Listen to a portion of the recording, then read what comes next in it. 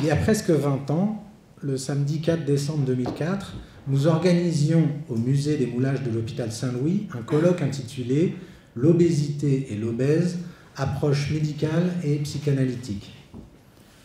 Nous nous étions appuyés pour organiser ce colloque sur le rapport OBEPI 2003, troisième enquête épidémiologique nationale sur l'obésité et le surpoids en France. La première datait de 1997 et la seconde de 2000. La société commençait de se préoccuper du problème du surpoids et de l'obésité.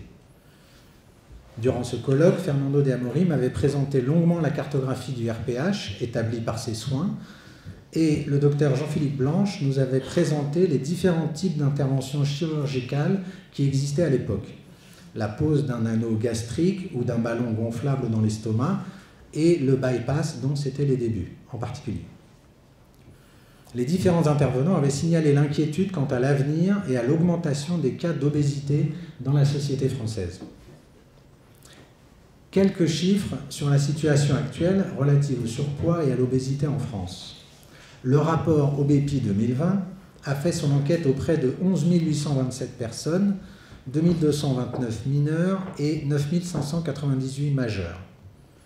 L'indice de masse corporelle, IMC, moyen, est 25,5 kg au mètre carré.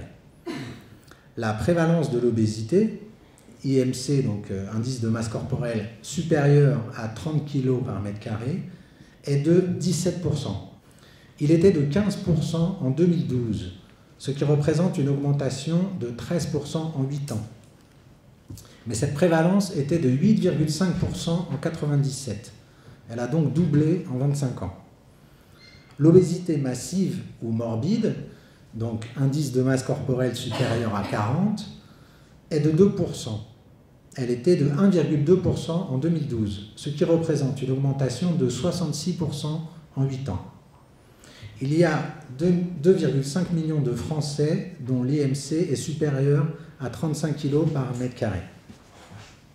Concernant les mineurs, 18% des enfants de 2 à 7 ans sont en situation d'obésité, 6% des enfants de 8 à 17 ans, 62% sont des garçons et 38% des filles, 57% ont des parents en surpoids ou obèses.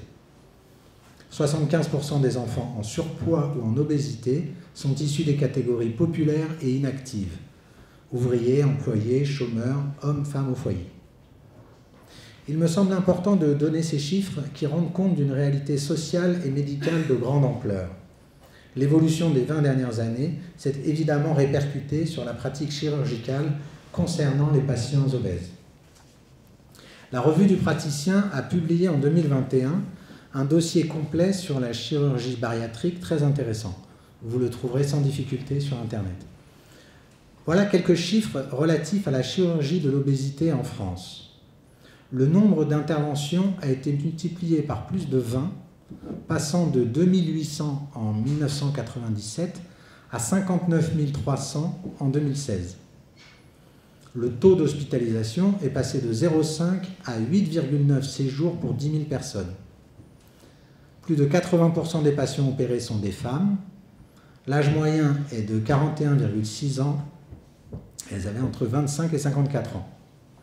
En 2016, 63% des interventions se font dans le secteur privé lucratif, ce qui est en baisse, c'était 80% 10 ans avant.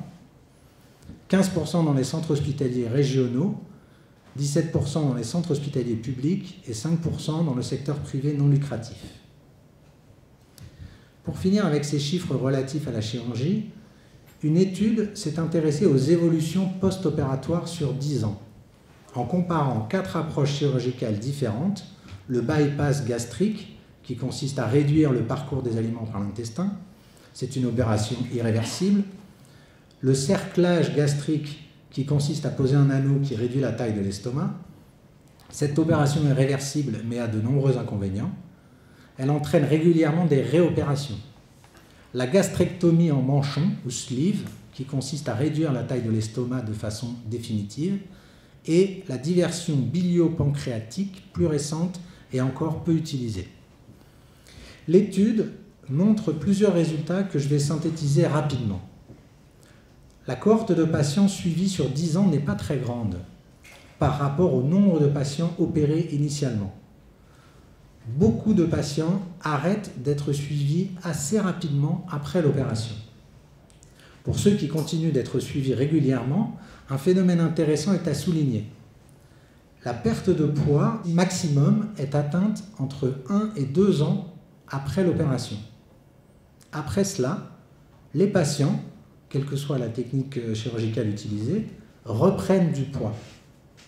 Il y a dans la cohorte un certain nombre de patients dits super obèses qui ont un indice de masse corporelle supérieur à 50 kg pour le mètre carré, ce qui donne par exemple le cas d'une personne de 145 kg pour une taille d'1,70 m. La perte de poids après opération est maintenue à moins 20% sur le long terme par rapport au poids initial. Dans le cas que j'ai pris en exemple, ça signifie que les statistiques montrent que le patient va se stabiliser sur du long terme à un poids de 115 kg. J'ai été tout à fait étonné lorsque j'ai découvert ce phénomène de reprise de poids important malgré la diminution organique de l'estomac ou de l'intestin. Lorsque je pense à ces situations et aux équipes chirurgicales, je me dis que nous avons des rapports à la temporalité différentes. Le temps d'évaluation préopératoire et le temps de suivi post-opératoire me paraissent toujours très courts comparés au long temps que nous connaissons dans les cures psychanalytiques. Ces patients souffrent sans aucun doute. Ils souffrent dans leur corps et vont chercher une solution du côté de l'organique plutôt que du côté du symbolique. Il faut entendre ici le corps comme organisme traversé par le symbolique, comme le définit Fernando de Amorim. Prendre la voie de la parole demande du temps et surtout nécessite un temps dont personne n'est maître. Nous ne savons jamais à l'avance le temps que prendra le fruit pour mûrir et tomber. Comme une parole pleine qui tombe en séance, étonne celui ou celle qui parle, tout en s'imposant d'évidence lorsqu'elle surgit. Les habitués du divan savent de quoi je parle. C'est sans doute là que des objectifs de rentabilité sont difficilement compatibles avec l'approche psychanalytique. On ne peut pas demander ou exiger de la psychanalyse qu'elle pose un diagnostic structurel à l'issue d'une première rencontre, ou qu'elle apaise tel ou tel symptôme en un nombre déterminé de séances. Parce que la psychanalyse ne vise pas une maîtrise, mais rend possible une construction à partir d'un désir, et cela sans garantie. J'espère que vous aurez bien entendu dans mon propos qu'il ne s'agit pas d'être opposé aux interventions chirurgicales dans leur ensemble. Dans un certain nombre de cas, il ne fait pas de doute, lorsque les comorbidités liées à l'obésité sont trop nombreuses, qu'elles sauvent des vies. Mais il me semble que dans de nombreux cas, les patients sont assez livrés à eux-mêmes après l'intervention chirurgicale. Bien sûr, il y aura un suivi post-opératoire pour évaluer les résultats et surveiller différents indicateurs biologiques et physiologiques. Quel est le rythme de ces rendez-vous? Tous les 3 mois, tous les 6 mois, tous les ans? Et les psychologues qui suivent ces patients dans ces services, à quel rythme peuvent-ils les suivre et pendant combien de temps? 20 séances sur 6 mois? Pour quelqu'un qui vit sa vie quotidienne tiraillée par un rapport compliqué au fait de se nourrir, il ne fait pas de doute qu'un rythme de rendez-vous mensuel pèse peu face à la faim au quotidien. Il y aurait peut-être possibilité sur du long terme d'accompagner de façon beaucoup plus soutenue le parcours de ces patients, s'ils se décidaient à en savoir un peu plus sur le désir inconscient qui les anime. Mais cela demande de passer par la parole et par une parole longue et difficile à venir. J'ai évoqué au début de mon intervention la dimension politique et sociale du problème de l'obésité et de sa prise en charge. Le RPH a un positionnement social et politique important, via la consultation publique de psychanalyse ainsi que le service d'écoute téléphonique d'urgence, mais aussi dans son souhait de montrer les effets de la psychanalyse mesurables socialement. Une baisse de la consommation de médicaments, une baisse des hospitalisations, une baisse des arrêts maladie. Depuis des années, le RPH évoque cela et le montre dans sa pratique clinique quotidienne. Il n'est pas entendu par les décideurs politiques jusqu'à maintenant. Ces derniers préfèrent multiplier les dispositifs d'aide soi-disant gratuits et temporaires, qui ne permettent pas aux êtres de s'engager dans la voie de la construction évoquée plus haut. La construction d'une solution pour l'être, la construction d'un désir possible, se fait toujours au cas par cas, comme la construction d'un partenariat. Ils sont issus de rencontres et de désirs qui se répondent. Nous exprimons le souhait, depuis plus de 25 ans, que le champ médical et le champ psychanalytique puissent mieux s'entendre et s'articuler d'une façon profitable aux malades, aux patients et aux psychanalysants.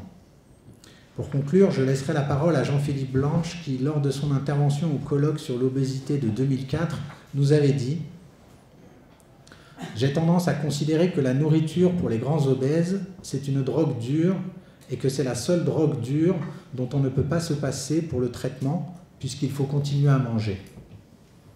Moi, je dirais que la balle est plutôt dans votre camp que dans le mien, car je ne sais pas comment faire. » Je vous remercie.